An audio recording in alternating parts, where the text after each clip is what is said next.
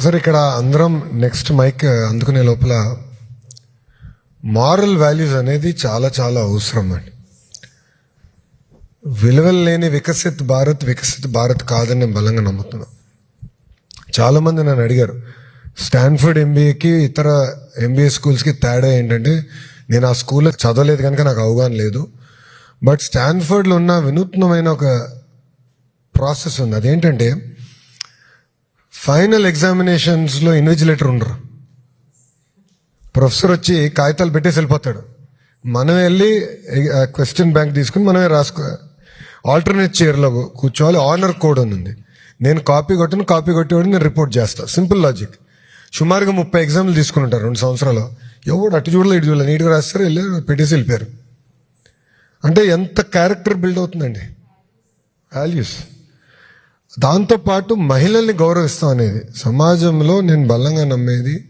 ఇప్పుడు మహిళల్ని గౌరవించాలి, ఏదో చట్టాలు తీసుకొస్తే దాంతోనే సాధ్యం కాదండి. చిన్న వయసు నుంచి మనం నేర్పించాలి. ఇప్పుడు మా ఇల్లే ఉంది, మాకేంటి చిన్న వయసు నుంచి అందరం సమానం. నేను చిన్న వయసు నుంచి అమ్మ పని చేస్తాం మొదలుపెట్టింది. సో నాకు గుర్తున్నంత వరకు ఎప్పుడు అమ్మ పని చేస్తుంది, నాన్నగారు పని చేస్తారు. సో మా ఇంట్లో కాన్వర్సేషన్ కూడా ఈక్వల్గా ఉంటుంది ఎప్పుడు. సో ఒకరు ఎక్కువ ఒకరు తక్కువ అనే కాన్వర్సేషన్ మన ఇంట్లో ఉండదు. కానీ అందరి ఇంట్లో అట్లా ఉండదు. దానివల్ల పిల్లలు కూడా కొన్ని సోషల్ నామ్ అనుకుంటారు. పర్వాలేదు ఇట్లా అంటే. నాకు బాధ వేస్తుంది. కొంతమంది పదాలు వాడతారు, గాజులు తొడుక్కున్నావా, చీర కట్టావా, అమ్మాయిలాగా ఏడవద్దు. బాధ వేస్తుంది ఎప్పుడైనా. ఆ మార్పు తీసుకొచ్చేదానికే ఫస్ట్ సెకండ్ క్లాస్ టెక్స్ట్ బుక్లో మీరు ఇంట్లో పనిచేసే ఫోటోలని 50-50 చేసాం. ఇప్పుడు మగవాళ్ళు తిట్టుకుంటారు దాన్ని. 50% మగవాళ్ళు చేయాలి, 50% ఆడవాళ్ళు చేసినట్టు పెట్టాలి. అంటే అది చిన్నగా అనిపించవచ్చు కదమ్మా, మీరు ఇప్పుడు అది వెరీ వెరీ ఇంపార్టెంట్. మారల్ వాల్యూస్ని మనం అండర్ ఎస్టిమేట్ చేయకూడదండి. It builds the character, it builds the nation. ఇప్పుడు ఏమైపోయిందంటే జనరేషన్లో బటన్ నొక్కితే ఫుడ్ వస్తుంది, బటన్ నొక్కితే సరుకులు వస్తున్నాయి, బటన్ నొక్కితే కారు వస్తుంది. అంటే బటన్ నొక్కితే మార్కులు వచ్చేస్తాయి, బటన్ నొక్కితే అన్ని సమస్యలు పోతాయని అంటే ఒక్క ఎగ్జామ్లో తక్కువ మార్కులు వస్తే ఆత్మహత్య చేసుకునే పరిస్థితికి వస్తున్నారు పిల్లలు. నాకు ఆశ్చర్యం వస్తుంది. అందుకే నేను అన్నా, ఫెయిల్ అనేది ఫస్ట్ అటెంప్ట్ ఇన్ లెర్నింగ్. ఏం అవదు జీవితంలో, ఏం మారదు. కొంతమంది ఎగతాళి చేస్తారు, మళ్ళీ కసి పెంచుకోవాలి అంతే. ఇప్పుడు నన్ను కూడా ఎగతాళి చేశారు, నాలో కసి పెరిగింది. అది మీరు కూడా లీడ్ చేయండి అన్న పిల్లల్లో. ఎందుకంటే చాలా సెన్సిటివ్ అయిపోయారు పిల్లలు. మధ్య నేను చూస్తున్నా చిన్న ఇష్యూలు కూడా తట్టుకోలేకపోతున్నారు. ఆశ్చర్యపోతున్నా నేను. సో ఆ గ్రిట్, ఆ ఎనర్జీ, ఆ ఫైటింగ్ స్పిరిట్ అనేది మీరు తీసుకురావాలి. సో మీరు అంటున్నారు కదా, అది వెరీ వెరీ ఇంపార్టెంట్.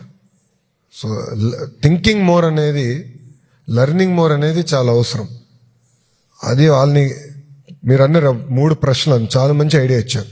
పైలట్గా చేద్దాం. పిల్లల్ని ఆలోచపరిచే విధంగా మనం చేయాలి. అంటే passive learning to active learning. ఆ మార్పు వస్తే ఆటోమేటిక్గా చేంజ్ వచ్చేస్తుంది సిస్టమ్.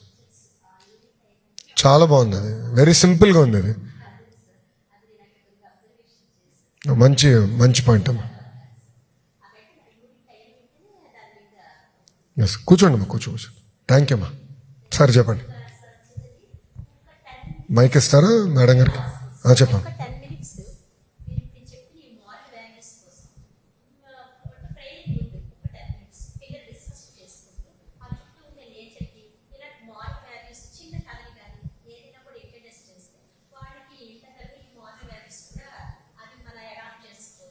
ఇప్పుడు చాగంటి కోటేశ్వర గారు రూపొందించిన పుస్తకం తీసుకొచ్చాం, అది ఇంటర్నలైజ్ చేద్దాం.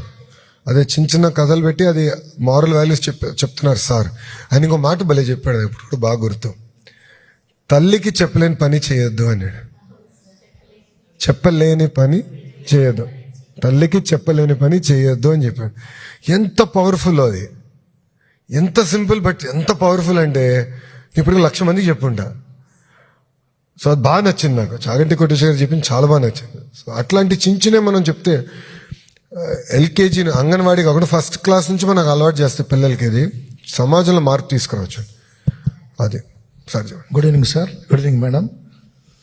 First of all, on the outset of this meeting, I would like to thank you, sir, and the Honorable Chief Minister, sir, for having granted us 62 years of service, sir. Thank you, sir. Thank you very much.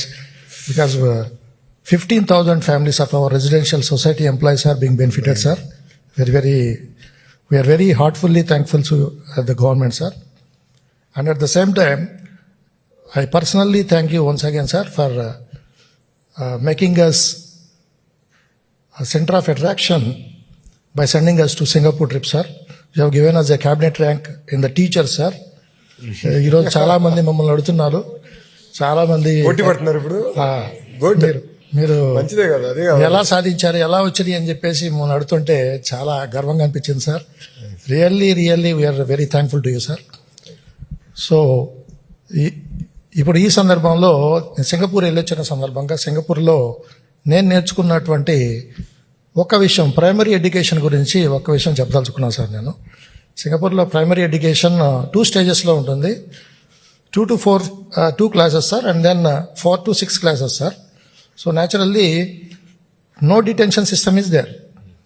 అయితే overall development of the child is considered for promotion, sir, there.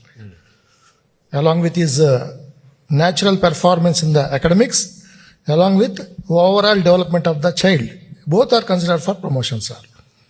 అయితే మేము గమనించిన విషయం ఏంటంటే sir, 6th class అయిపోయిన తర్వాత primary ఎడ్యుకేషన్లో PSLE అనేటటువంటి ఒక ఎగ్జామ్ కండక్ట్ చేస్తున్నారు సార్ వాళ్ళు, primary school leaving examination.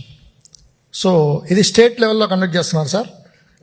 State లెవెల్లో ఈ ఎగ్జామ్ ద్వారా వచ్చినటువంటి results, these results determine placements for the students in the secondary school sir.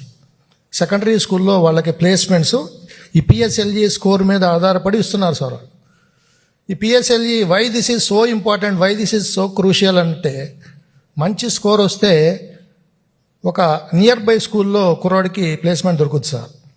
సింగపూర్లో అన్ని స్కూల్స్ కూడా వెల్ ఎక్విప్డ్, వెల్ ఫర్నిష్డ్, వాళ్ళకి మంచి స్కూలు లేకపోతే కాదు అనేటటువంటి అన్ని స్కూల్స్ మంచిగా sir. But the thing is, ఆ కుర్రాడికి నియర్ బై స్కూల్లో అడ్మిషన్ కావాలి. సో అక్కడ వచ్చే ప్రాబ్లం ఏంటంటే, తక్కువ స్కోర్ వచ్చినటువంటి పరిస్థితుల్లో, ఫర్ ఎగ్జాంపుల్ మన స్టేట్లో చూస్తే విజయవాడలో ఉన్న కుర్రాడికి, ప్రైమరీ స్టూడెంట్కి వైజాగ్లో సెకండరీ సీట్ ఇస్తే వాడు ఎలా వెళ్ళగలుగుతాడు అక్కడికి? అది సింగపూర్ కాంటెక్స్లో ఏంటంటే, అక్కడ హౌస్ రెంట్స్ చాలా ఎక్కువ సార్, చాలా కాస్ట్లీ. సో అక్కడ దాకా తన ఫ్యామిలీని అతను షిఫ్ట్ చేసుకోలేడు. So what I observed, parents are concentrating much upon the primary education. PSLE score మీద బాగా వాళ్ళు కాన్సన్ట్రేట్ చేస్తున్నారు సార్, వాళ్ళ ఫోకస్ ఎక్కువ పెడుతున్నారు. సో అటువంటి PSLE ఎగ్జామినేషన్ సిస్టము మన ఆంధ్రప్రదేశ్లో కూడా మనం ఒకసారి పరిశీలన చేస్తే బాగుంటుందని I personally appeal to you sir, making N appeal. అది ఒకవేళ మనం ఇంప్లిమెంట్ చేయగలిగితే మన దగ్గర ఉన్నటువంటి అప్పర్ ప్రైమరీ లెవెల్, తర్వాత లోయర్ సెకండరీ లెవెల్, ఈ రెండు కూడా స్ట్రెంగ్థన్ అవుతాయి సార్. ఈ రెండింటిని స్ట్రెంగ్థన్ చేయడం కోసము ఒక స్టేట్ లెవెల్ PSLE ఎగ్జామినేషన్ వాళ్ళు 6th పెట్టారు. మనకి గతంలో 7th క్లాస్లో కామన్ ఎగ్జామినేషన్ అనేది ఉంది సార్. సో అటువంటి ఎగ్జామ్ మనకి ప్రైమరీ లెవెల్లో లేకపోతే లోయర్ సెకండరీలో లేకపోవడం వల్ల మన పరిస్థితి ఏమైందంటే, మన ఏపీలో మనం 10th class secondary school leaving certificate తర్వాత మన పిల్లల్ని MPCకి వెళ్ళాలా, బైపీసీకి వెళ్ళాలా, CECకి వెళ్ళాలని అప్పుడు స్ట్రైమ్లైన్ చేసి అప్పుడు వెతుక్కుంటున్నాం సార్. కానీ సింగపూర్లో వాళ్ళు ఒక 2 years అడ్వాన్స్గా 9th 10th క్లాస్ టైంలోనే వాళ్ళు ఈ సబ్జెక్ట్స్ సెలెక్షన్ అనేది చేసుకుంటున్నారు sir, because of the gradation that was available from the PSLE స్కోర్. So I would like to submit this for your kind highness sir. Stress పెరుగుతుందా పిల్లలకి, ఇది అనేది కొంచెం భయపడుతున్నా. నా భయం ఏంటంటే, ఇది ఈ ఎగ్జామినేషన్స్, బోర్డ్ ఎగ్జామినేషన్ అనేది చాలా స్ట్రెస్ఫుల్ ఫేజ్. నేను మనందరిలో నేనే అనుకుంటా, యంగ్స్టర్ని. సో ఈ మధ్యన రాసింది నేనే, సో రిలేటివ్లీ యంగ్. ఎంతన్నా అది కొంచెం స్ట్రెస్ఫుల్ ఫేజ్. ఆ 1 year అనేది ఆయన ఎగ్జామ్ రాసేది అంత ఈజీ కాదు. పిల్లలు తీసుకోగలుగుతారా ఆ ఏజ్లోని? Singapore regimented system over period of time తీసుకొచ్చుకున్నారు. But it's a good point, will think it through. Fair. Please consider this point sir. Thank you sir. PSLE, thank you.